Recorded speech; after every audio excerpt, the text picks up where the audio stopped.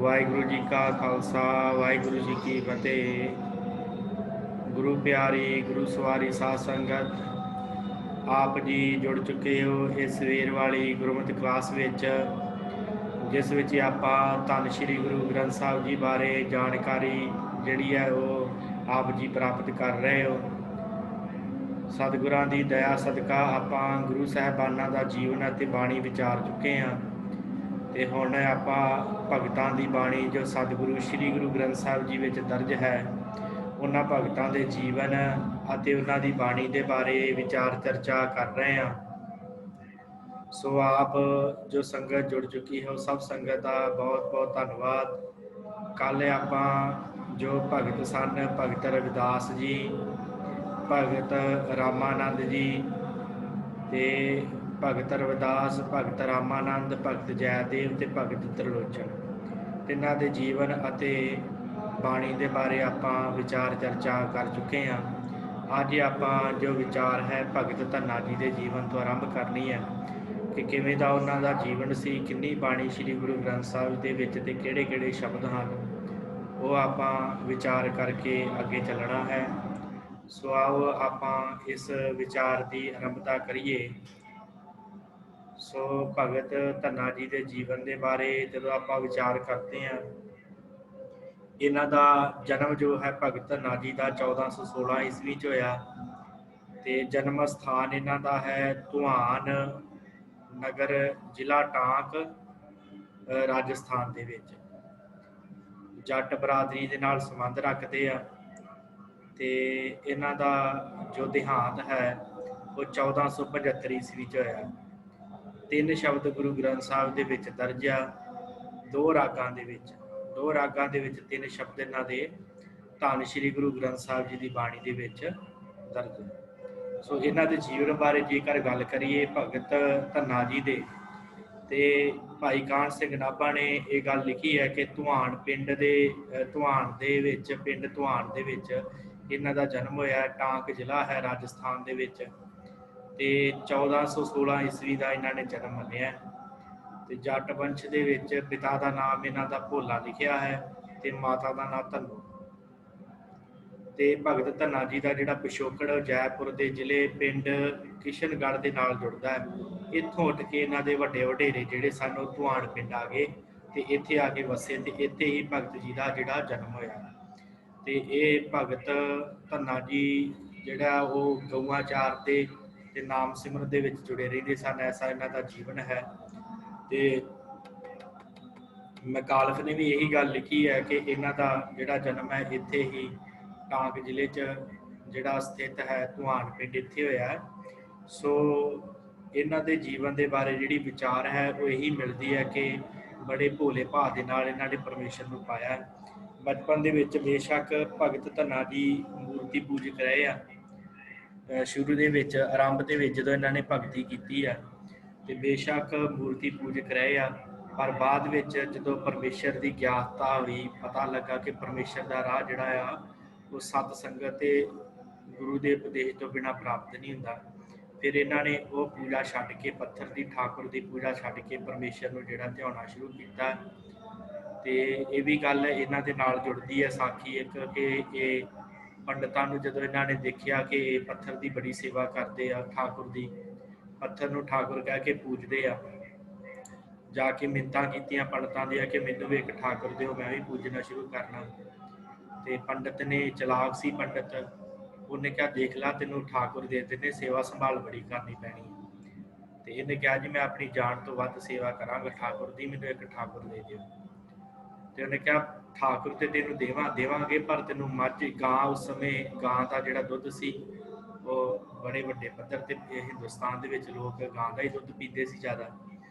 ਤੇ ਸੱਜਰੀ ਸੂਈ ਗਾਂ ਜਿਹੜੀ ਸੀ ਉਹ ਭਗਤ ਧੰਨੇ ਕੋਲੋਂ ਲੈ ਲਈ ਤੇ ਕਹਿ ਦਿੱਤਾ ਕਿ ਤੂੰ ਆ ਲੈ ਫੜ, ਇੱਕ ਪੱਥਰ ਲਵੇਟ ਕੇ ਦੇ ਦਿੱਤਾ ਕੱਪੜ 'ਚ, ਕਾ ਲੈ ਫੜ ਠਾਕੁਰ ਦੀ ਸੇਵਾ ਕਰ। ਜਾ ਕੇ ਬੜੀ ਸ਼ਰਧਾ ਦੇ ਨਾਲ ਉਸ ਪੱਥਰ ਦੀ ਸੇਵਾ ਕਰਨੀ ਸ਼ੁਰੂ ਕਰ ਦਿੱਤੀ। ਪਰ ਹੁਣ ਪੱਥਰ ਹੈ, ਪੱਥਰ ਦੇ ਵਿੱਚੋਂ ਕਿੱਥੋਂ ਪਰਮੇਸ਼ਰ ਨਿਕਲ ਆਉਣਾ ਹੈ। ਫਿਰ ਜਦੋਂ ਪਰਮੇਸ਼ਰ ਨੂੰ ਪਤਾ ਲੱਗਾ ਕਿ ਮੇਰਾ ਇੱਕ ਭਗਤ ਮੈਨੂੰ ਬੜੇ ਪਿਆਰ ਨਾਲ ਯਾਦ ਕਰ ਰਿਹਾ, ਪਰ ਪੱਥਰ ਦੇ ਵਿੱਚੋਂ ਮੈਨੂੰ ਯਾਦ ਕਰ ਰਿਹਾ, ਪੱਥਰ ਦੇ ਵਿੱਚ ਤੇ ਮੈਂ ਵਸਿਆ ਨਹੀਂ ਆ। ਤੇ ਫਿਰ ਉਸ ਤੋਂ ਬਾਅਦ ਫਿਰ ਜਿਹੜਾ ਹੈ ਭਗਤ ਧੰਨਾ ਜੀ ਨੂੰ ਪਰਮੇਸ਼ਰ ਨੇ ਜਿਹੜਾ ਸਾਖਸ਼ਾਤ ਸਾਹਮਣੇ ਹੋ ਕੇ ਦਰਸ਼ਨ ਦਿੱਤੇ ਆ। ਫਿਰ ਉਸ ਤੋਂ ਬਾਅਦ ਜਦੋਂ ਭਗਤ ਧੰਨਾ ਜੀ ਨੂੰ ਪਤਾ ਲੱਗਾ ਕਿ ਅਸਲ ਭਗਤੀ ਦਾ ਰਾਹ ਜਿਹੜਾ ਹੈ ਉਹ ਪਰਮੇਸ਼ਰ ਦਾ ਜਿਹੜਾ ਨਾਮ ਹੈ ਉਹ ਇਸ ਤਰ੍ਹਾਂ ਪ੍ਰਾਪਤ ਨਹੀਂ ਹੁੰਦਾ, ਉਹ ਪ੍ਰਾਪਤੀ ਵਾਸਤੇ ਪਰਮੇਸ਼ਰ ਨੂੰ ਆਰਾਧਨਾ ਪੈਣਾ। ਫਿਰ ਉਸ ਤੋਂ ਬਾਅਦ ਗੁਰੂ ਸਾਹਿਬ ਨੇ ਵੀ ਇਹ ਗੱਲ ਲਿਖੀ ਹੈ, ਗੁਰੂ ਅਰਜਨ ਦੇਵ ਜੀ ਨੇ, ਕਿ ਇਹ ਬਿੱਦ ਸੁਣ ਕੇ ਜਾਟਰੋ ਉੱਠ ਭਗਤੀ ਲਾਗਾ, ਮਿਲੈ ਪ੍ਰਤੱਖ ਗੁਸਾਈਆਂ ਧੰਨਾ ਵਡ ਭਾਗਾ। ਕਿਉਂਕਿ ਭਗਤੀ ਲਹਿਰ ਬੜੇ ਵੱਡੇ ਪੱਧਰ ਤੇ ਹਿੰਦੁਸਤਾਨ 'ਚ ਚੱਲ ਰਹੀ ਸੀ, ਤੇ ਜਦੋਂ ਭਗਤਾਂ ਦੇ ਪਾਸੇ ਇਹ ਗੱਲ ਸੁਣੀ ਕਿ ਪਰਮੇਸ਼ਰ ਦੀ ਭਗਤੀ ਜਿਹੜੀ ਆ ਉਹ ਕਰਨ ਦੇ ਨਾਲ ਹੀ ਪ੍ਰਤੱਖ ਪਰਮੇਸ਼ਰ ਮਿਲਦਾ, ਫਿਰ ਭਗਤ ਧੰਨਾ ਜੀ ਨੇ ਪਰਮੇਸ਼ਰ ਨੂੰ ਜਿਹੜਾ ਆ ਉਹ ਸਿਮਰਿਆ ਧਿਆਇਆ। ਇਹ ਬਿੱਦ ਸੁਣ ਕੇ ਜਾਟ ਰੋਟ ਭਗਤੀ ਲਾਗਾ, ਮਿਲੇ ਪ੍ਰਤੱਖ ਗੁਸਾਈਆਂ ਧੰਨਾ ਵਡ ਭਾਗਾ। ਗੁਰੂ ਅਰਜਨ ਦੇਵ ਜੀ ਨੇ ਲਿਖਿਆ, ਫਿਰ ਇਹ ਵੀ ਲਿਖਿਆ ਕਿ ਧੰਨੇ ਧੰਨਾ ਸੇਵਿਆ ਬਾਲ ਬੁੱਧ। ਜਿਵੇਂ ਬਾਲਕ ਨਹੀਂ ਗੱਲਾਂ ਕਰਦੇ ਹੁੰਦੇ ਬਾਲ ਬੁੱਧ ਦੇ ਨਾਲ, ਜਿਵੇਂ ਨਿੱਕੀਆਂ ਨਿੱਕੀਆਂ ਗੱਲਾਂ ਕਰਦੇ ਪਰਮੇਸ਼ਰ ਨਾਲ, ਇਸ ਤਰ੍ਹਾਂ ਇਹਨਾਂ ਨੇ ਆਪਣੇ ਪਰਮੇਸ਼ਰ ਨੂੰ ਜਿਹੜਾ ਸਿਮਰਨ ਦਾ ਢੰਗ ਸੀ ਇਵੇਂ ਦਾ ਸੀ। ਧੰਨੇ ਸੇਵਿਆ ਬਾਲ ਬੁੱਧ, ਜਿਵੇਂ ਬਾਲਕ ਗੱਲਾਂ ਕਰਦੇ ਹੁੰਦੇ ਆ ਪਰਮੇਸ਼ਰ ਨਾਲ, ਇਹਨਾਂ ਨੇ ਇਸ ਤਰ੍ਹਾਂ ਗੱਲਾਂ ਕੀਤੀਆਂ। ਇਵੇਂ ਇਹਨਾਂ ਨੂੰ ਪਰਮੇਸ਼ਰ ਦੀ ਪ੍ਰਾਪਤੀ ਹੋਈ ਹੈ। ਭਗਤ ਧੰਨਾ ਜੀ ਨੂੰ ਬੜੀ ਇਹਨਾਂ ਪਰਮੇਸ਼ਰ ਦੀ ਭਗਤੀ ਕੀਤੀ ਹੈ, ਤੇ ਬਹੁਤ ਭਗਤੀ ਕੀਤੀ, ਤੇ ਇਹਨਾਂ ਦੇ ਜਿਹੜੇ ਆ ਦੋ ਵਾਹਿਗੁਰੂ ਭਗਤ ਧੰਨਾ ਜੀ ਦੇ ਗੁਰੂ ਗ੍ਰੰਥ ਸਾਹਿਬ ਜੀ ਦੇ ਵਿੱਚ 3 ਸ਼ਬਦ ਜਿਹੜੇ ਆ ਉਹ 2 ਰਾਗਾਂ ਦੇ ਵਿੱਚ ਸਾਨੂੰ ਦਰਜ ਮਿਲਦੇ ਆ। ਭਗਤ ਧੰਨਾ ਜੀ ਦੇ ਬੜਾ ਸੁੰਦਰ ਇਹਨਾਂ ਨੇ ਉਪਦੇਸ਼ ਦਿੱਤਾ, ਬੜਾ ਸੁੰਦਰ ਇੱਕ ਜੋ ਪ੍ਰਸਿੱਧ ਸ਼ਬਦ ਹੈ ਗੋਪਾਲ ਤੇਰਾ ਆਰਤਾ, ਉਹ ਵੀ ਭਗਤ ਧੰਨਾ ਜੀ ਦਾ। ਫਿਰ ਇਹਨਾਂ ਨੇ ਇਹ ਵੀ ਗੱਲ ਕਹੀ ਹੈ ਕਿ ਭਾਈ ਕਿਉਂ ਤੂੰ ਡਰਦਾ ਹੈ, ਪਰਮੇਸ਼ਰ ਜਿਹੜਾ ਸਾਰਿਆਂ ਨੂੰ ਪਾਲਣ ਵਾਲਾ ਆਪ ਹੈ। ਚਿੱਤ ਚੇਤ ਸਕੀਨੀ ਦਿਆਲ ਦਮੋਦਰ ਵਿਵੇ ਨ ਜਾਣ ਸਕੋਏ, ਜੇ ਧਾਵੇ ਬ੍ਰਹਮੰਡ ਖੰਡ ਕੋ ਕਰਤਾ ਕਰੇ ਸੋਈ। ਕਿ ਕਿਉਂ ਤੂੰ ਆਪਣੇ ਚਿੱਤ ਦੇ ਵਿੱਚ ਇਹ ਗੱਲਾਂ ਕਰਦਾ ਹੈ ਕਿ ਪਰਮੇਸ਼ਰ ਮੈਨੂੰ ਪਾਲਣ ਵਾਲਾ ਨਹੀਂ। ਚਿੱਤ ਨਾ ਚੇਤ ਸਕੀਨੀ ਦਿਆਲ ਦਮੋਦਰ, ਪਰਮੇਸ਼ਰ ਨੂੰ ਕਿਉਂ ਨਹੀਂ ਧਿਆਉਂਦਾ, ਤੇ ਕਿਉਂ ਤੂੰ ਚਿੰਤਾ ਦੇ ਵਿੱਚ ਲੱਗਾ ਹੋਇਆ। ਜੇ ਧਾਵੇ ਬ੍ਰਹਮੰਡ ਖੰਡ ਕੋ ਕਰਤਾ ਕਰੇ ਸੋਈ, ਕਿ ਜਿੰਨੇ ਸਾਰੇ ਖੰਡ ਬ੍ਰਹਮੰਡ ਬਣਾਏ ਆ ਉਹੀ ਸਾਰੇ ਰੋਜੀ ਦੇਣ ਵਾਲਾ ਪਰਮੇਸ਼ਰ ਆਪ ਹੈ। ਇੱਥੋਂ ਤੱਕ ਕਹਿ ਦਿੱਤਾ, ਪਾਖਣ ਕੀਟ ਗੁਪਤ ਹੋਏ ਰਹਿਤਾ, ਤਾਚੋ ਮਾਰਗ ਨਾਹੀ, ਕਹਿ ਧੰਨਾ ਪੂਰਨ ਤਾ ਹੁਕਮ ਮਤ ਦੇ ਜੀ ਡਰਾਹੀ। ਕਹਿੰਦੇ ਜਿਹੜਾ ਕੀੜਾ ਆ ਉਹ ਪੱਥਰ ਦੇ ਵਿੱਚ ਗੁਪਤ ਹੋ ਕੇ ਰਹਿੰਦਾ, ਪਰਮੇਸ਼ਰ ਉਹਨੂੰ ਵੀ ਰੋਜੀ ਰੋਟੀ ਦਿੰਦਾ ਹੈ, ਉਹਨੂੰ ਵੀ ਖਾਣ ਲਈ ਦਿੰਦਾ ਹੈ, ਤੇ ਤੂੰ ਕਿਉਂ ਡਰਦਾ ਹੈ, ਤੂੰ ਕਿਉਂ ਨਹੀਂ ਆਪਣੇ ਮਨ ਨੂੰ ਸਮਝਾਉਂਦਾ ਕਿ ਪਰਮੇਸ਼ਰ ਦੀ ਭਗਤੀ ਕਰਾਂ। ਐਸੀ ਇਹਨਾਂ ਨੇ ਜਿਹੜੀ ਆ ਬਾਣੀ ਦੇ ਵਿੱਚ ਇਹ ਗੱਲ ਦੱਸੀ ਹੈ ਕਿ ਭਾਈ ਪਰਮੇਸ਼ਰ ਦੀ ਭਗਤੀ ਜਿਹੜੀ ਆ ਉਹ ਚਿੰਤਾ ਮੁਕਤ ਹੋ ਕੇ ਕਰੋ, ਉਹਨੂੰ ਯਾਦ ਕਰੋ ਜਿਹੜਾ ਰੋਜੀ ਦੇਣ ਵਾਲਾ ਹੈ। ਫਿਰ ਇਸ ਤੋਂ ਬਾਅਦ ਇਹਨਾਂ ਦਾ ਜਿਹੜਾ ਬੜਾ ਪਿਆਰਾ ਸ਼ਬਦ ਆਪਾਂ ਸਾਰੀ ਆਰਤੀ ਦੇ ਵਿੱਚ ਪੜ੍ਹਦੇ ਹਾਂ, ਗੋਪਾਲ ਤੇਰਾ ਆਰਤਾ। ਆਰਤਾ ਦਾ ਅਰਥ ਹੁੰਦਾ ਹੈ ਸਾਧ ਸੰਗਤ ਜਿਹਨੂੰ ਕਹਿ ਦਿੰਦੇ ਆ ਮੰਗਤਾ। ਤੇ ਇਹਨਾਂ ਨੇ ਪਰਮੇਸ਼ਰ ਦੇ ਕੋਲੋਂ ਮੰਗਿਆ ਕੀ ਹੈ, ਸਾਡੇ ਵਾਂਗੂ ਨਹੀਂ ਧਨ ਪਦਾਰਥ ਕਿੰਨਾ ਸਾਰਾ ਇਕੱਠਾ ਕਰਨ ਵਾਸਤੇ ਗੱਲ ਕੀਤੀ ਹੈ। ਇਹਨਾਂ ਨੇ ਕਿਹਾ ਗੋਪਾਲ ਤੇਰਾ ਆਰਤਾ, ਜੋ ਜਨ ਤੁਮਰੀ ਭਗਤ ਕਰਨ ਤੇ ਤਿਨਕੇ ਕਾਰ ਸਵਾਰਤਾ। ਇਹ ਪਰਮੇਸ਼ਰ ਜੀ ਜੋ ਤੁਹਾਡੀ ਸੰਗਤ ਕਰਦੇ ਆ ਤਿੰਨਾਂ ਦੇ ਤੁਸੀਂ ਕਾਰ ਸਵਾਰਨਹਾਰ ਹੋ, ਉਹਨਾਂ ਦੇ ਤੁਸੀਂ ਕਾਰ ਸਵਾਰਦੇ ਹੋ ਜਿਹੜੇ ਆਪ ਜੀ ਦੀ ਭਗਤੀ ਦੇ ਵਿੱਚ ਲੱਗੇ ਹੋਏ ਆ। ਤਿਨਕੇ ਕਾਰ ਸਵਾਰਤਾ, ਦਾਲ ਸੀਧਾ ਮੰਗੋ ਕੀਓ ਹਮਰਾ ਖੁਸ਼ੀ ਕਰੇ ਨੇ ਜੀਓ। ਦਾਲ ਤੇ ਘਿਓ ਮੰਗਿਆ, ਇੱਕ ਟਾਈਮ ਦੀ ਰੋਟੀ ਮੰਗੀ ਹੈ, ਹਮਰਾ ਖੁਸ਼ੀ ਕਰੇ ਨਿਤ ਜੀਓ। ਪਨੀਆ ਸ਼ਾਦਨ ਨੀਕਾ, ਪੈਰਾਂ 'ਚ ਪਾਉਣ ਲਈ ਜੁੱਤੀ ਮੰਗੀ ਸੁੰਦਰ। ਅਨਾਜ ਮੰਗੋ ਸਤ ਸੀਕਾ, ਅਨਾਜ ਮੰਗਿਆ ਹੈ। ਫਿਰ ਗਊ ਭੈਂਸ ਦੁੱਧ ਵਾਸਤੇ ਮੰਗੀ ਹੈ, ਇੱਕ ਤਾਜਨ ਤੁਰੀ ਚਕੇਰੀ। ਫਿਰ ਉਸ ਤੋਂ ਬਾਅਦ ਘਰ ਕੀ ਗੀਹਣ ਚੰਗੀ, ਜਿਹੜੀ ਪਤਨੀ ਮੰਗੀ ਹੈ ਇੱਕ ਜਿਹੜੀ ਚੰਗੀ, ਜਿਹੜੇ ਘਰ ਸੰਭਾਲਣ ਵਾਲੀ ਹੋਵੇ। ਜਨ ਧੰਨਾ ਲੇਵੇ ਮੰਗੀ, ਪਰਮੇਸ਼ਰ ਜੀ ਇਹ ਤੁਹਾਡੇ ਕੋਲੋਂ ਮੈਂ ਮੰਗਦਾ। ਇਸ ਤਰ੍ਹਾਂ ਭਗਤ ਧੰਨਾ ਜੀ ਨੇ ਆਪਣੀ ਬਾਣੀ ਦੇ ਵਿੱਚ ਪਰਮੇਸ਼ਰ ਨੂੰ ਜੋ ਯਾਦ ਕੀਤਾ ਹੈ, ਉਹ ਨਾਲ ਇਹ ਵੀ ਕਿਹਾ ਹੈ ਕਿ ਪਰਮੇਸ਼ਰ ਦੇ ਕੋਲੋਂ ਹੀ ਸਾਰਾ ਕੁਝ ਮੰਗਣਾ ਹੈ, ਤੇ ਮੰਗ ਜਿਹੜੀ ਹੈ ਮਨੁੱਖ ਦੀ ਜ਼ਿਆਦਾ ਧਨ ਪਦਾਰਥ ਵਾਲੀ ਨਾ ਹੋਵੇ।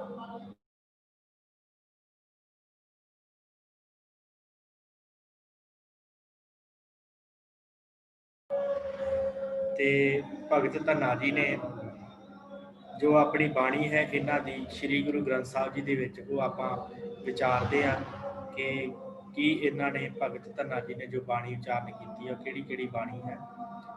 ਭਗਤ ਧੰਨਾ ਜੀ ਦੀ ਬਾਣੀ, ਹਾਂਜੀ ਆਪ ਜੀ ਦੀ ਸਕਰੀਨ ਉੱਪਰ ਹੈ।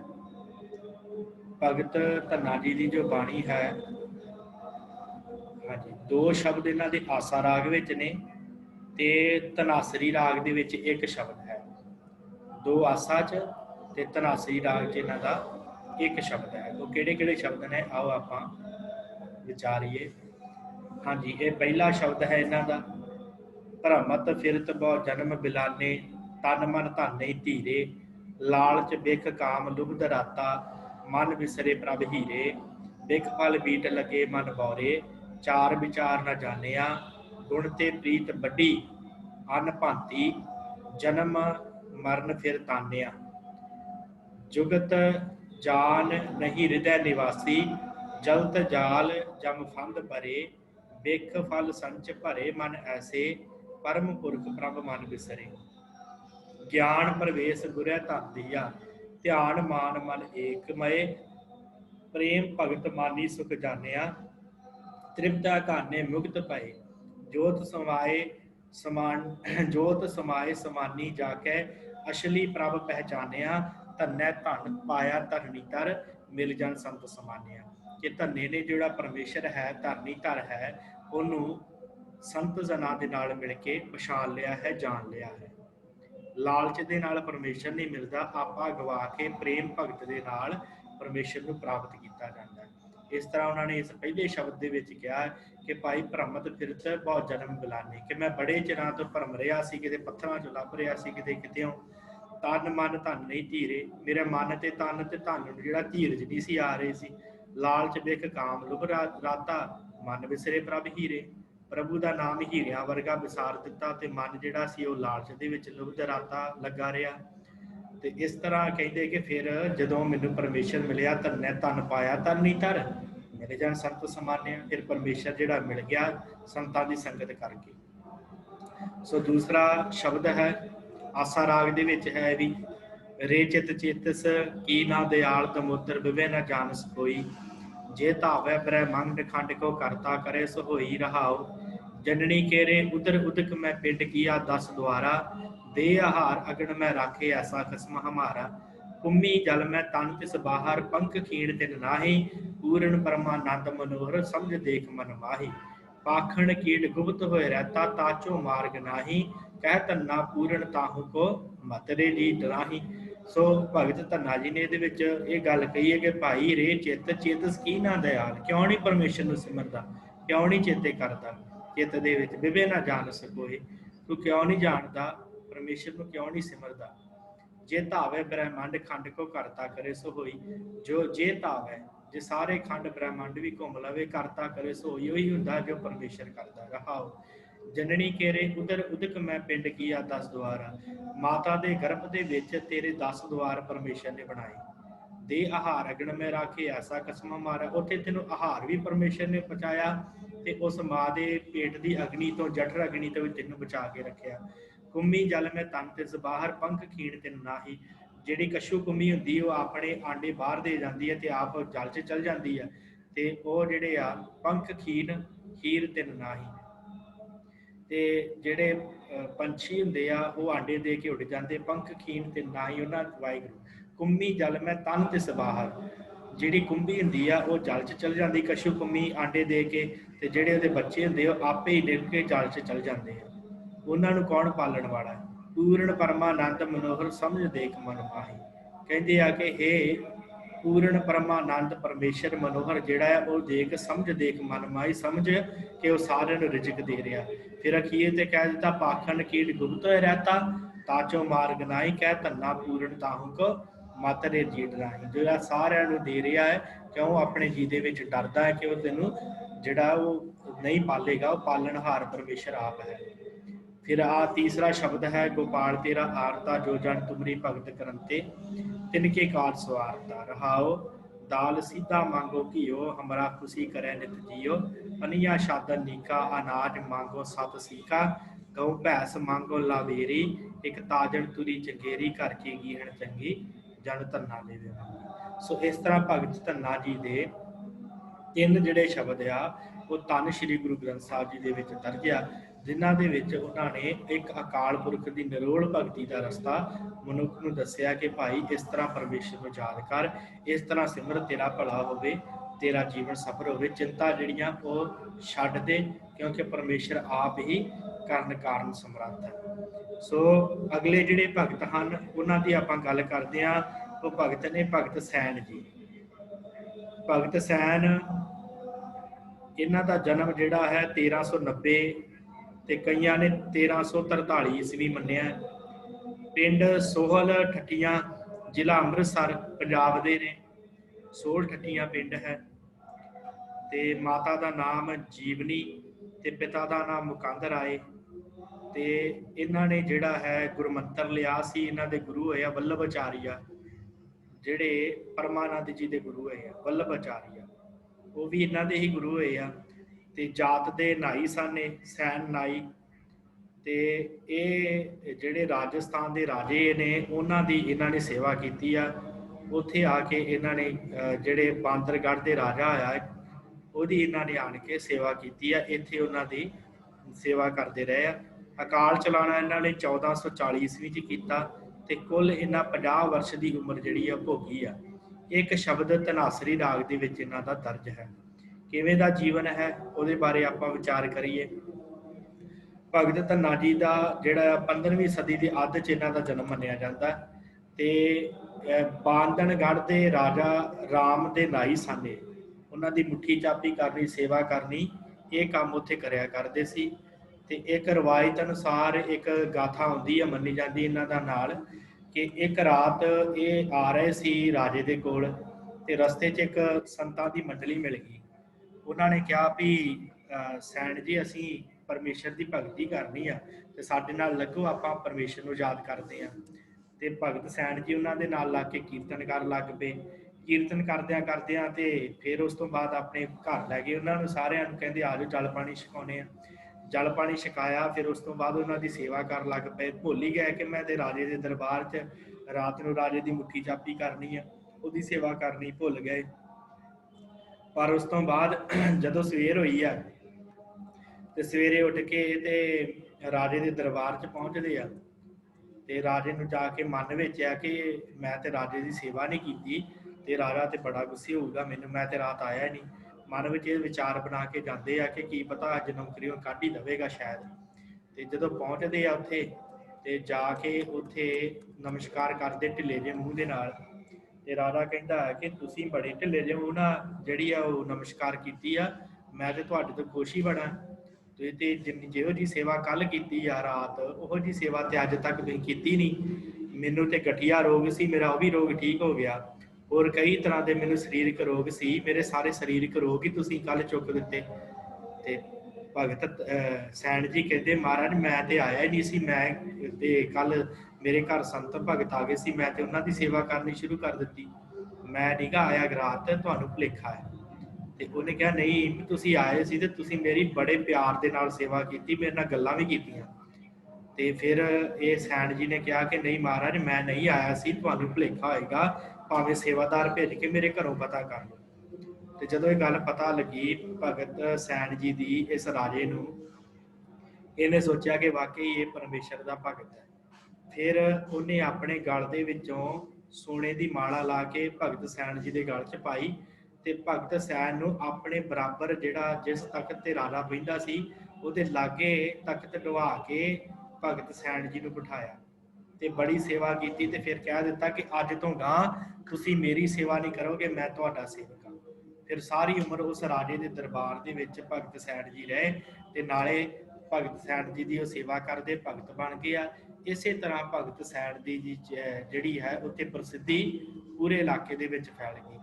ਤੇ ਇਹਦੇ ਬਾਰੇ ਫਿਰ ਭਗਤ ਵਾਹਿਗੁਰੂ ਭਾਈ ਗੁਰਦਾਸ ਜੀ ਨੇ ਵੀ ਲਿਖਿਆ ਕਿ ਸੁਣ ਪ੍ਰਤਾਪ ਕਬੀਰ ਕਾ ਦਾ ਦੂਜਾ ਸਿੱਖ ਹੋਆ ਸੈਣ ਨਾਈ, ਪ੍ਰੇਮ ਭਗਤ ਰਾਤੀ ਕਰੇ ਭਲਕੇ ਰਾਜ ਦੁਆਰੇ ਜਾਈ, ਆਏ ਸੰਤ ਪ੍ਰਾਹੁਣੇ ਕੀਰਤਨ ਹੋਆ ਰਹਿਣ ਸਬਾਈ, ਛੱਡ ਨਹੀਂ ਸਕੈ ਸੰਤ ਜਾਨ ਰਾਜ ਦੁਆਰ ਨਾ ਸੇਵ ਕਮਾਈ, ਸੈਣ ਰੂਪ ਹਰ ਜਾਇ ਕੈ ਆਇਆ ਰਾਣੇ ਨੂੰ ਰਿਝਾਈ, ਸਾਧ ਜਨਾਂ ਨੂੰ ਵਿਦਾਕਾਰ ਰਾਜ ਦੁਆਰ ਗਿਆ ਸਰਮਾਈ, ਰਾਣੇ ਦੂਰੋਂ ਸੱਦ ਕੇ ਗਲੋਂ ਪਵਾਏ ਕੋਲ ਪਹਿਨਾਈ, ਵਸ ਕੀਆ ਹਾਂ ਤੁਧ ਅੱਜ ਬੋਲੇ ਰਾਜਾ ਸੁਣੈ ਲਕਾਈ। कि तू मैनू अज वस कर लिया। राजा कहता इन्नी तू मेरी सेवा की, मेरे तो सारे रोग ही खत्म हो गए। फिर उस तो बाद गुरु अर्जन साहब जी ने भी लिखिया इन्हां दे बारे, सैन नाई बुतकारिया। बुतकारिया का अर्थ होंदा है कि सेवा करने वाला, मुट्ठी चापी करने वाला। सैन नाई बुतकारिया, वो घर घर सुनिया। इन्नी प्रसिद्धि हुई परमेश्वर के नाम के नाल कि राजे ने भी अपने तख्त के लागे भगत सैन जी की गद्दी लवा दी, अपने तख्त के लागे बिठाया। तो घर घर के सैन नाई जी की जी प्रसिद्धि होने लग पई। घर घर सुनिया जान लग पाया कि हाँ एक सैन नाई होया। इस तरह भगत सैन जी जिहड़े सी वो इस राजे की सेवा करते सी। पर जो राजे ने पता लगा कि यह सच्चा परमेश्वर का भगत है, फिर उस राजे ने भी इस सैन नाई की सेवा की। सो इस तरह सैन नाई जी ने कुल जी अपनी उम्र 98 साल भोगी है। तो 1440 के नेड़े इन्हों का देहांत होया। तो इन्हों की यादगारी इमारत पिंड प्रतापपुरा, जिला जलंधर, जलंधर के पिंड प्रतापपुरा है, उत्थे इन्हों की एक यादगार बनाई हुई है।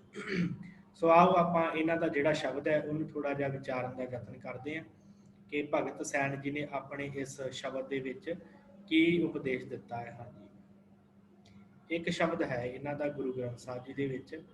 सो ये श्री सैन धनासरी राग के शब्द है 695 अंग के उपर। धूप दीप घृत साज आरती वारने जाऊं कमलापति, मंगला हर मंगला नित मंगल राजा राम राय को रहाओ। उत्तम दियरा निर्मल बाती तुही निरंजन कमलापाती, रामा भगत रामानंद जानै पूर्ण परमानंद बखानै, मदन मूर्त भै तार गोविंदे सैन भणे भज परमानंदे। ये भी आरती के शब्द पढ़िया जाता है। जो परमेश्वर की सच्ची आरती करन दा इन्होंने गल कही है।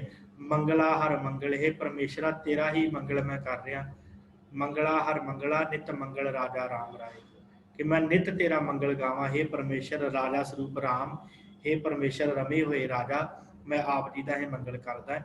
उत्तम दियरा निर्मल बाती, अपने मन को निर्मल करके मैं बत्ती जगावां। तू ही निरंजन कमला पाती, तू निरंजन है, काल करैत है परमेश्वर, हर जगह देते तू ही है। इस तरह भगत सैन जी ने अपने शब्द के परमेश्वर की उस्तत की। एक आरती स्वरूप के कोई दीवे जगा के आरती वाली गल नहीं, परमेश्वर की सच्ची आरती की गल की इस शब्द के अंदर। सो ये भगत सैन जी का जोड़ा सी आप जीवन विचारिया, एको शब्द धनासरी राग के इन्हों का जोड़ा है वो दर्ज है। अगले भगत की जी आप गल करनी है साध संगत, भगत पीपा जी। भगत पीपा जी 1408 ईस्वी का समा इन्हों का मनिया जाता है। बड़े प्रसिद्ध जोड़े आ भगत पीपा जी एक भगत होए आ। उन्हों का जीवन जोड़ा सी उहदे बारे आप थोड़ी जी विचार करके फिर उन्होंने बाणी विचारनी है। भगत पीपा जी जोड़े आ उन्हों का समा 1426 ईस्वी का जन्म उन्हों का मनिया जाता। तो पिंड इन्हों का जोड़ा जन्म स्थान गुगरौनगढ़ राजस्थान, गुगरौनगढ़ के रहने वाले सन राजस्थान के, ते राजे सन ये उत्थों के। तो इन्हों की पत्नी का नाम श्रीमती सीता जी, ते अकाल चलाना इन्होंने 1562 किया। माता पिता का नाम जोड़ा वो नहीं दसिया गया। सो इन्नी कि इन्हों के बारे जी जानकारी मिलती है किवें दा जीवन सी। आओ आप थोड़ा जहा इन्हों के जीवन बारे विचार के अगे चलते हैं। भगत पीपा जी जोड़े सन, इन्हों का जोड़ा जीवन से भगत पीपा जी का, ये राजे सन तो 12 इन्हों दी राणियां सन। भगत पीपा जी दी 12 राणियां सन। तो इन्हों का एक पुत्र होया जिसका नाम राजा द्वारका दास से।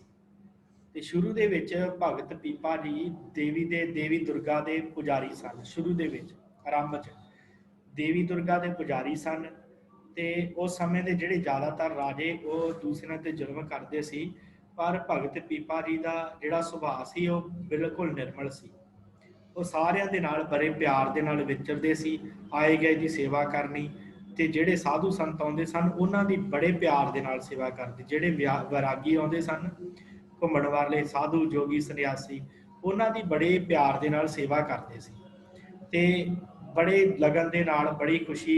एक दिन इन्हों के कोल कुछ साधु आए, उन्होंने ना मस्तक के उत्ते बड़ी खुशी सी, आत्मिक खुशी जिन्हों कहते हैं। बड़ा आनंद सी, मत्थे चमक रहे सी, उन्होंने नूर दिख रहा सी उन्होंने मत्थियां।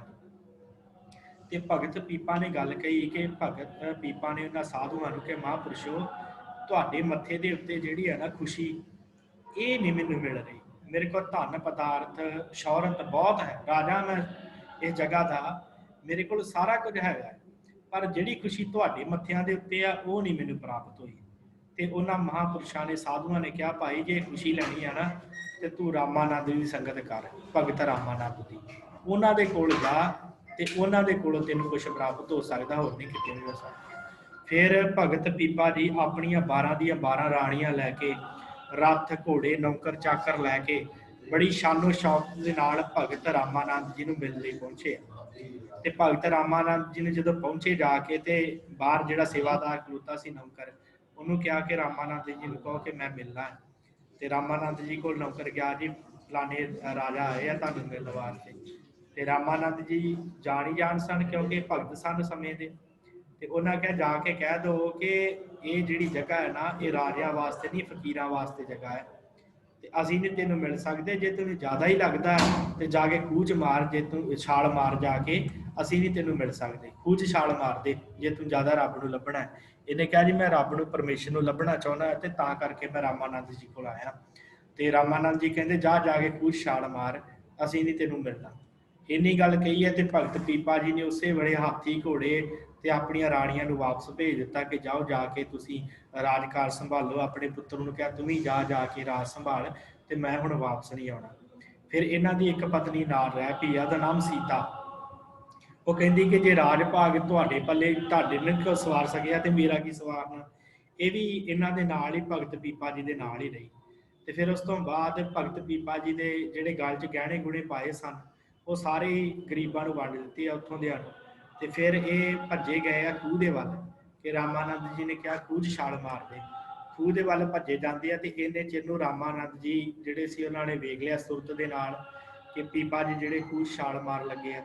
ਫਿਰ ਰਾਮਾਨੰਦ ਜੀ ਆਪ ਭੱਜੇ ਗਏ, ਜਾ ਕੇ ਇਹਨਾਂ ਨੂੰ ਰੋਕਿਆ ਕਿ ਭਾਈ ਨਾ ਤੂੰ ਛਾਲ ਨਾ ਮਾਰ, ਇਹਦੇ ਵਿੱਚ ਖੂਹ 'ਚ ਛਾਲ ਨਾ ਮਾਰ। ਫਿਰ ਕਹਿ ਮੈਨੂੰ ਆਪਣਾ ਚੇਲਾ ਬਣਾਓ, ਮੈਨੂੰ ਗੁਰੂ ਉਪਦੇਸ਼ ਦਿਓ। ਫਿਰ ਰਾਮਾਨੰਦ ਜੀ ਨੇ ਇਹਨਾਂ ਨੂੰ ਉਪਦੇਸ਼ ਦਿੱਤਾ ਹੈ ਕਿ ਪਰਮੇਸ਼ਰ ਦੀ, ਸੱਚੇ ਅਕਾਲ ਪੁਰਖ ਦੀ ਭਗਤੀ ਕਿਵੇਂ ਕਰਨੀ। ਫਿਰ ਭਗਤ ਪੀਪਾ ਜੀ ਨੇ ਪਰਮੇਸ਼ਰ ਦੀ ਭਗਤੀ ਜਿਹੜੀ ਉਹ ਕੀਤੀ ਆ, ਤੀਰਥਾਂ ਦੀ ਯਾਤਰਾ ਤੇ ਘੁੰਮ ਕੇ ਬਾਣੀ ਰਚਦੇ, ਗਾਇਨ ਕਰਦੇ, ਸੇਵਾ ਕਰਦੇ ਲੋੜਵੰਦਾਂ ਦੀ। ਤੇ ਦਵਾਰਕਾਪੁਰੀ ਦੇ ਸਮੇਂ ਇਹਨਾਂ ਨੇ ਦਵਾਰਕਾਪੁਰੀ ਗਏ ਸੀ, ਉੱਥੇ ਇਹਨਾਂ ਦਾ ਮਿੱਤਰ ਇੱਕ ਬਿਮਾਰ ਹੋ ਗਿਆ। ਫਿਰ ਉਹਨਾਂ ਵਾਸਤੇ ਇਹਨਾਂ ਤੇ ਇਹਨਾਂ ਦੀ ਪਤਨੀ ਨੇ ਨੱਚ ਕੇ ਗਾ ਕੇ ਧਨ ਪੈਸੇ ਇਕੱਠੇ ਕਰਕੇ ਉਹਦੀ ਸੇਵਾ ਕੀਤੀ। ਤੇ ਇਸ ਤਰ੍ਹਾਂ ਦੀ ਜਿਹੜੀ ਘਟਨਾ, ਉੱਥੋਂ ਦੀ ਯਾਦ ਦੇ ਵਿੱਚ ਇਹਨਾਂ ਦੇ ਇੱਕ ਸਥਾਨ ਬਣਿਆ ਹੈ, ਪੀਪਾ ਵੱਤ ਮੱਠ ਬਣਿਆ ਹੋਇਆ ਹੈ ਇਹਨਾਂ ਦੇ ਨਾਂ ਦਾ, ਉਹਦਾ ਨਾਮ ਰੱਖਿਆ ਪੀਪਾ ਮੱਠ, ਇਹ ਦਵਾਰਕਾਪੁਰੀ ਦੇ ਵਿੱਚ। ਤੇ ਉਸ ਤੋਂ ਬਾਅਦ ਗੰਗਰੋਂਗੜ੍ਹ ਦੇ ਵਿੱਚ ਅੱਜ ਵੀ ਇਹਨਾਂ ਦੀ ਗੱਦੀ ਕਾਇਮ ਹੈ। ਤੇ ਇੱਥੇ ਜਿਹੜਾ ਸੀ ਆਪਣੀ ਪਤਨੀ ਦੇ ਨਾਲ, ਸੀਤਾ ਦੇ ਨਾਲ, ਫਿਰ ਇਹ ਟੋਂਡਾ ਨਗਰ ਆਪਣੇ ਅਖੀਰਲੇ ਸਮੇਂ ਆ ਗਏ ਸੀ। ਤੇ ਇੱਥੇ ਟੋਂਡਾ ਨਗਰ ਰਾਜਸਥਾਨ ਦੇ ਵਿੱਚ ਇਹਨਾਂ ਨੇ ਇੱਕ ਮੰਦਿਰ ਦੇ ਵਿੱਚ ਰਹਿ ਕੇ ਆਪਣਾ ਅਖੀਰਲਾ ਸਮਾਂ ਬਤੀਤ ਕੀਤਾ। ਤੇ ਗੁਰੂ ਨਾਨਕ ਸਾਹਿਬ ਜੀ ਇਹਨਾਂ ਦੇ ਪੋਤਰੇ ਨੂੰ ਮਿਲੇ ਸੀ, ਅਨੰਤ ਦਾਸ ਨੂੰ। ਅਨੰਤ ਦਾਸ ਨੂੰ ਜਾ ਕੇ ਮਿਲੇ, ਤੇ ਅਨੰਤ ਦਾਸ ਦੇ ਕੋਲੋਂ ਭਗਤ ਪੀਪਾ ਦੀ ਬਾਣੀ ਦੀ ਜਿਹੜੀ ਇਹ ਸ਼ਬਦ ਹੈ, ਇਹ ਅਨੰਤ ਦਾਸ ਦੇ ਕੋਲੋਂ ਗੁਰੂ ਨਾਨਕ ਸਾਹਿਬ ਜੀ ਨੇ ਲਿਆਂਦਾ। ਕਿਉਂਕਿ ਉਹਨੇ ਆਪਣੀਆਂ ਪਰਚੀਆਂ ਜਿਹੜੀਆਂ ਸੀ ਉਹਦੇ ਵਿੱਚ ਲਿਖਿਆ ਕਿ ਇੱਕ ਪੰਜਾਬ ਤੋਂ ਨੌਜਵਾਨ ਜੋਗੀ ਆਇਆ, ਜਿਹਨੇ ਮੇਰੇ ਪਾਸੋਂ ਮੇਰੇ ਜਿਹੜਾ ਦਾਦਾ ਜੀ ਦੀ ਰਚਨਾ ਮੰਗੀ ਸੀ, ਤੇ ਮੈਂ ਉਹਨਾਂ ਨੂੰ ਦਿੱਤੀ। ਤੇ ਉਹ ਜਿਹੜਾ ਸ਼ਬਦ ਸੀ ਉਹ ਸ੍ਰੀ ਗੁਰੂ ਗ੍ਰੰਥ ਸਾਹਿਬ ਜੀ ਦੇ ਵਿੱਚ ਦਰਜ ਕੀਤਾ ਹੈ, ਧੰਨ ਸ੍ਰੀ ਗੁਰੂ ਅਰਜਨ ਦੇਵ ਜੀ ਨੇ। ਸੋ ਕੀ ਉਹ ਸ਼ਬਦ ਹੈ, ਉਹਦੇ ਬਾਰੇ ਆਪਾਂ ਵਿਚਾਰ ਕਰੀਏ ਭਗਤ ਪੀਪਾ ਜੀ ਦਾ। ਤੇ ਹੋਰ ਵੀ ਇਹਨਾਂ ਦੇ ਨਾਮ ਦੇ ਉੱਤੇ ਇੱਕ ਸ਼੍ਰੀ ਪੀਪਾ ਬਾਣੀ ਤੇ ਸਰਬ ਗੁਟਕਾ ਇੱਕ ਮਿਲਦਾ, ਇਹਦਾ ਜ਼ਿਕਰ ਮਿਲਦਾ ਹੈ, ਪਰ ਉਹ ਜ਼ਿਆਦਾਤਰ ਦੇ ਉੱਤੇ ਉਹ ਜਿਹੜਾ ਮਿਲਦਾ ਹੈ, ਪਰ ਉਹਦੇ ਬਾਰੇ ਵਿਸਥਾਰ ਦੇ ਨਾਲ ਨਹੀਂ, ਮਤਲਬ ਉਹਦੀ ਸੰਪਾਦਨਾ ਹੋ ਸਕੀ ਕਿ ਉਹ ਕਿੱਥੇ ਹੈ ਵੀ ਹੈ ਕਿ ਨਹੀਂ ਹੈ, ਇਹਦੇ ਬਾਰੇ ਜ਼ਿਆਦਾ ਜਾਣਕਾਰੀ ਨਹੀਂ ਪ੍ਰਾਪਤ ਹੁੰਦੀ। ਸੋ ਇਹ ਇਹਨਾਂ ਦਾ ਸ਼ਬਦ ਹੈ। 665 ਅੰਗ ਦੇ ਉੱਪਰ ਸ੍ਰੀ ਗੁਰੂ ਗ੍ਰੰਥ ਸਾਹਿਬ ਜੀ ਦੇ ਵਿੱਚ ਧਨਾਸਰੀ ਰਾਗ ਦੇ ਵਿੱਚ ਪੀਪਾ, ਕਾਇਓ ਦੇਵਾ ਕਾਇਓ ਦੇਵਲ, ਕਾਇਓ ਜੰਗਮ ਜਾਤੀ, ਕਾਇਓ ਦੀ ਧੂਪ ਦੀਪ ਨਹੀਂ ਬੇਦਾ, ਕਾਇਓ ਪੂਜੋ ਪਾਤੀ, ਕਾਇਆ ਬਹੁਖੰਡ ਖੋਜਤੇ ਨਵਨਿਤ ਪਾਈ, ਨਾ ਕਛ ਆਇਬੋ ਨਾ ਕਛ ਜਾਇਬੋ, ਰਾਮ ਕੀ ਦੁਹਾਈ ਰਹਾ, ਜੋ ਬ੍ਰਹਮੰਡੇ ਸੋਈ ਪਿੰਡੇ, ਜੋ ਖੋਜੇ ਸੋ ਪਾਵੈ, ਪੀਪਾ ਪ੍ਰਣਵੈ ਪਰਮ ਤਤ ਹੈ, ਸਤਿਗੁਰ ਹੋਏ ਲਖਾਵੈ। ਸੋ ਇਹਦੇ ਵਿੱਚ ਇਹੀ ਕਿਹਾ ਕਿ ਜੋ ਪਰਮੇਸ਼ਰ ਦੀ ਭਗਤੀ ਹੈ ਉਹ ਅਕਾਲ ਪੁਰਖ ਸਭ ਜਗ੍ਹਾ ਦੇ ਉੱਤੇ ਵਿਆਪਕ ਹੈ। ਕਾਇਆ ਬਹੁ ਖੰਡ ਖੋਜ ਤੇ ਨਵਨਿਤ ਪਾਈ। ਆਪਣੇ ਆਪ ਨੂੰ ਖੋਜੋ, ਆਪਣੀ ਕਾਇਆ ਨੂੰ ਆਪਣੇ ਹਿਰਦੇ ਦੇ ਵਿੱਚੋਂ ਆਪਣੇ ਆਪ ਦੀ ਖੋਜ ਖੋਜੋ ਤੇ ਫਿਰ ਤੁਹਾਨੂੰ ਨੌ ਨਿਧੀਆਂ ਖਜ਼ਾਨੇ ਪ੍ਰਾਪਤ ਹੋਣਗੇ। ਨਾ ਕਛ ਆਇਬੋ ਨਾ ਕਛ ਜਾਇਬੋ ਰਾਮ ਕੀ ਦੁਹਾਈ। ਕਹਿੰਦੇ ਨਾ ਕੋਈ ਸੰਸਾਰ ਤੇ ਆਉਂਦਾ ਨਾ ਕੋਈ ਜਾਂਦਾ ਹੈ, ਇਹ ਸਾਰਾ ਕੁਝ ਇੱਥੇ ਤਰ੍ਹਾਂ ਹੀ ਜਿਹੜੀ ਕਾਇਆ ਮਿੱਟੀ ਦੇ ਵਿੱਚ ਪੰਜਾਂ ਤੱਤਾਂ 'ਚ ਰਲ ਜਾਂਦੀ ਹੈ।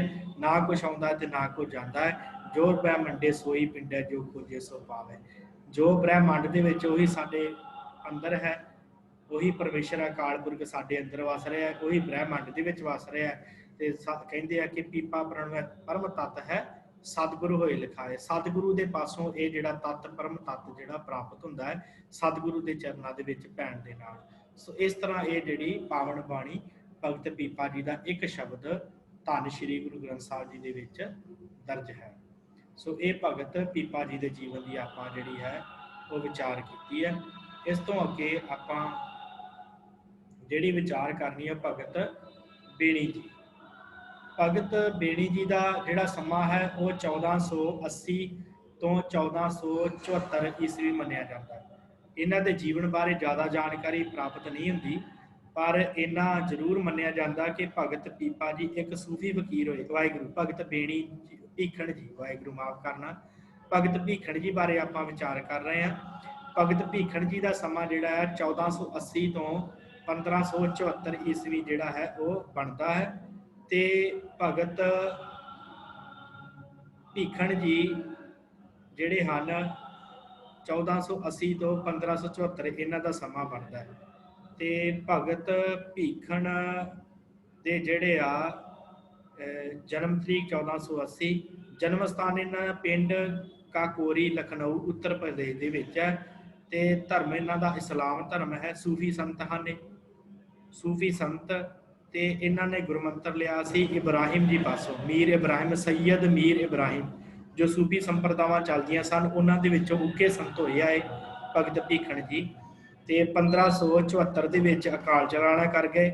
ਦੋ ਸ਼ਬਦ ਇਹਨਾਂ ਦੇ ਸੋਠ ਰਾਗ ਦੇ ਵਿੱਚ ਉਹ ਮਿਲਦੇ ਆ ਭਗਤ ਭੀਖਣ ਜੀ ਦੇ। ਕੀ ਜੀਵਨ ਹੈ ਇਹਦੇ ਬਾਰੇ ਆਪਾਂ ਥੋੜੀ ਜਿਹੀ ਵਿਚਾਰ ਕਰਕੇ ਇਹਨਾਂ ਦਾ ਕੀ ਸਿਧਾਂਤ ਹੈ ਉਹ ਆਪਾਂ ਵਿਚਾਰਦੇ ਹਾਂ, ਫਿਰ ਆਪਾਂ ਸਮਾਪਤੀ ਵੱਲ ਵੱਧਦੇ ਹਾਂ। ਲਖਨਊ ਦੇ ਵਿੱਚ ਇਹਨਾਂ ਦਾ ਜਨਮ ਹੋਇਆ ਮੰਨਿਆ ਗਿਆ।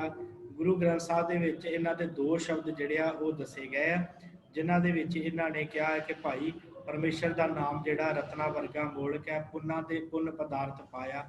ਤੇ ਇਹ ਜਿਹੜਾ ਰਤਨ ਹੈ ਛੁਪਿਆ ਨਹੀਂ ਛਿਪਦਾ, ਜੇ ਕੋਈ ਮਨੁੱਖ ਇਹਨੂੰ ਪ੍ਰਾਪਤ ਕਰ ਲਵੇ। ਸੋ ਇੱਥੇ ਦੱਸਣਾ ਬਣਦਾ ਕਿ ਇਹ ਸੀ ਸੰਤ ਸੂਫੀ, ਪਰ ਭਗਤੀ ਲਹਿਰ ਦਾ ਪ੍ਰਭਾਵ ਹੋਣ ਕਰਕੇ ਭਗਤੀ ਲਹਿਰ ਦਾ ਪ੍ਰਭਾਵ ਉਸ ਸਮੇਂ ਬੜੇ ਵੱਡੇ ਪੱਧਰ ਤੇ ਸੀ।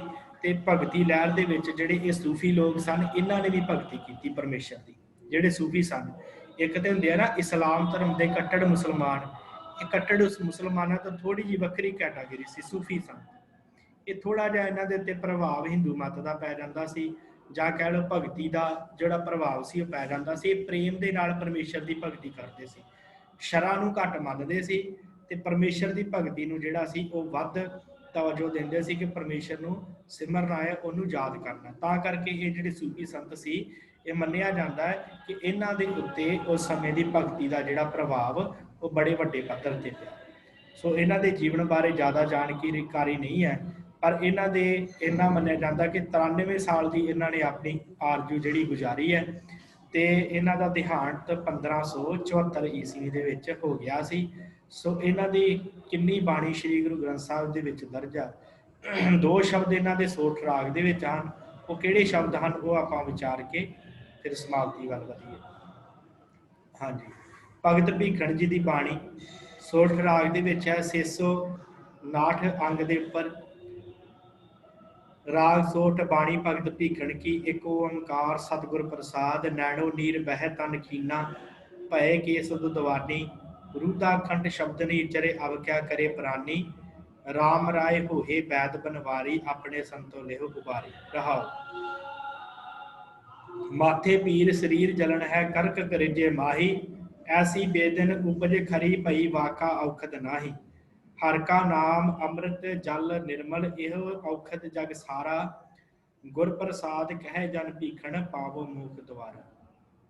सो इन्होंने कहा कि भाई जो तू बजुर्ग हो गया, तेरी अखां दे विचों जिहड़ा नीर वगना शुरू हो जाना, पानी निकलना शुरू हो जाना, तेरा तन खीण हो जाना, तेरे तन की जिहड़ा ताकत वो खत्म हो जानी आ, ते जिहड़े तेरे केस आ दुੱਧ वर्गे हो जाने चिट्टे, ते तेरे गले दे विच रेशा फस जाना, रूह दा कंठ शब्द नहीं उचरे, फिर तेरे को बोलिया भी कुछ नहीं जाना।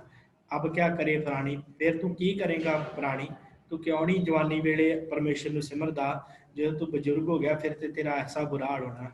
फिर कहते पर कोई गल नहीं, राम राय होए बैंड बनवारी, परमेश्वर जिहड़े अकाल पुरख जिहड़ा है वाहिगुरू, वो वैद बनवारी की तरह है, वैद की तरह है, अपने संतों लिहो उबारी, जिहड़े उहनूं सिमरदे आ, जिहड़े याद करदे आ, भावें जवानी च करन भावें बुढ़ेपे च, उन्हां नूं परमेश्वर उभार लैंदा, उहदी रखिया करदा।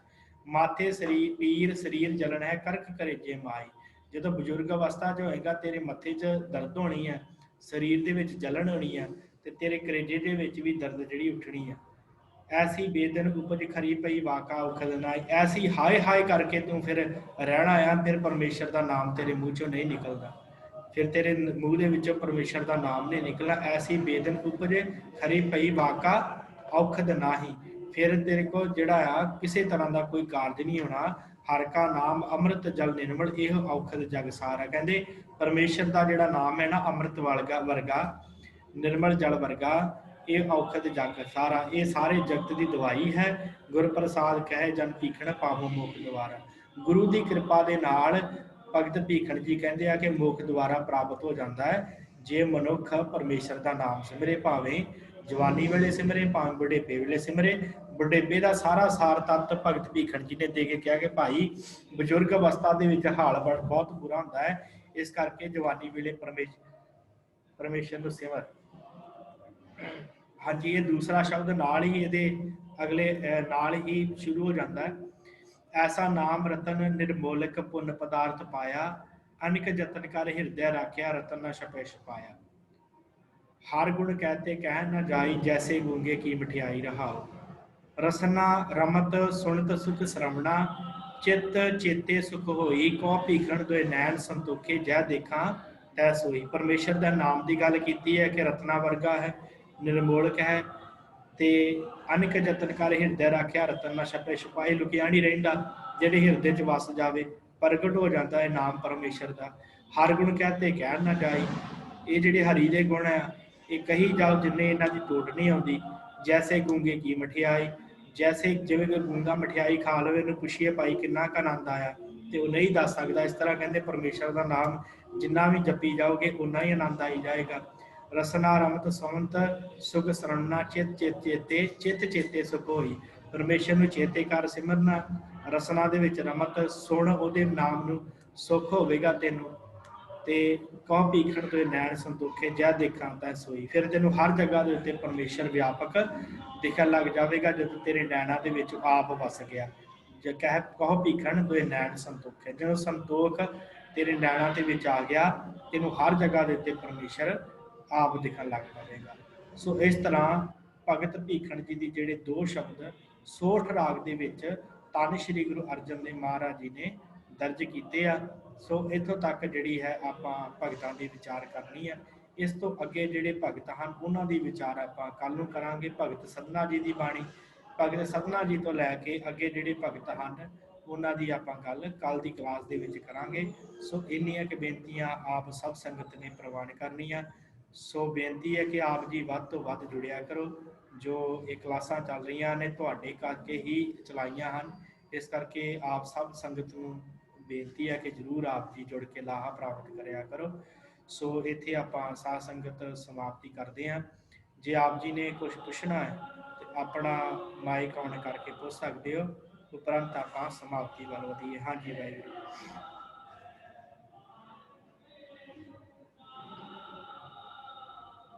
वाहिगुरू ठीक है। वाहिगुरू जी आप सब संगत का धन्यवाद। शाम की क्लास में श्री सुखमनी साहब की संथ्या चल रही है, इस तरह जुड़ के आप जी लाहा लेंदे रहो। बुलाओ फतेह जी। वाहिगुरू जी का खालसा, वाहिगुरू जी की फतेह।